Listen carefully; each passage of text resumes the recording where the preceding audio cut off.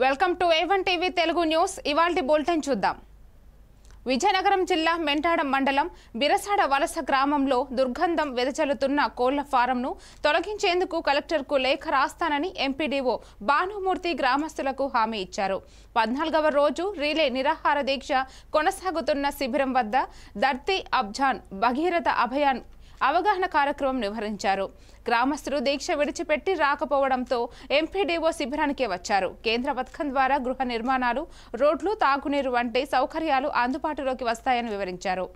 పంచాయతీ అధికారులు, మాజీ సర్పంచ్ తదితరులు పాల్గొన్నారు. గౌరవ మరి ప్రధానమంత్రి వర్యులు మోడీ గారు, రాష్ట్ర ముఖ్యమంత్రి వర్యులు చంద్రబాబు నాయుడు గారు వాళ్ళ ఆదేశాల ప్రాప్తికే మీకు ఈ రకంగా రావడం జరిగింది. ఇదంతా గిరిజన ప్రాంతంలో ఉండే ప్రజలని ఐటీడీఏ పార్వతీపురం పీఓ గారు లిస్టు ప్రాప్తికి మంది ఐటీడీఏ కంట్రోల్ పార్వతీపురంలో ఉన్నాం. ఆ ఐటీడీఏ ప్రాంతం పరిధికి వాళ్ళు పంపించే లిస్టు ఈ గ్రామాలు సందర్శించి వాళ్ళ తాలూకా జాబితా మాకు సమర్పించండి అనే దీని మీద అనే సలహా మేరకు ఆలయ సూచనల మేరకు మీ ముందుకు ఈ రకంగా రావడం జరిగింది.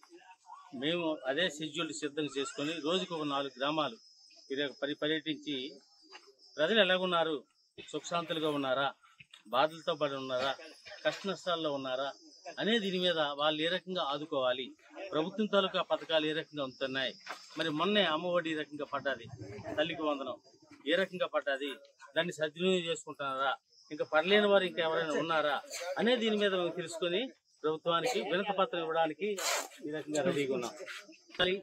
అందరూ క్షేమంగా ఉండాలి, అందరూ ఆరోగ్యవంతులుగా ఉండాలి అంటే మనం ప్రభుత్వం ఇచ్చే రాయితీని సక్రమంగా వాడే విధానంలో ఈ రకంగా చేయాలి.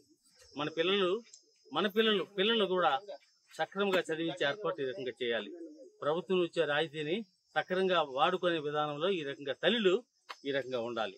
అందువల్ల మరి ప్రభుత్వం ఈ రకంగా మీ ముందుకు పంపించింది కాబట్టి మరి మీ ముందుకి రావడం జరిగింది. మరి దాంతో పాటు ఏదైతే ఈ నరవాసం నుండి మీరు బయటకు రావాలని మరి టెంటేసి ఈ రకంగా నినాదాలు చేసి ఈ రకంగా చేస్తున్నారో దాన్ని తప్పగా విధిగా మీ తాలూకా మరి ఏదైతే ఒక నివేదిక ఇస్తారో, ఒక లెటరు, ఒక ఫోటో ఇది తీసి వెంటనే కలెక్టర్ గారికి మధ్యాహ్నమే రాసి ఇలాగ ఇబ్బంది పడుతున్నారు ఈ కోల్ ఫారం వల్ల, అందువల్ల వీళ్ళు తీసి ఆరోగ్యవంతులుగా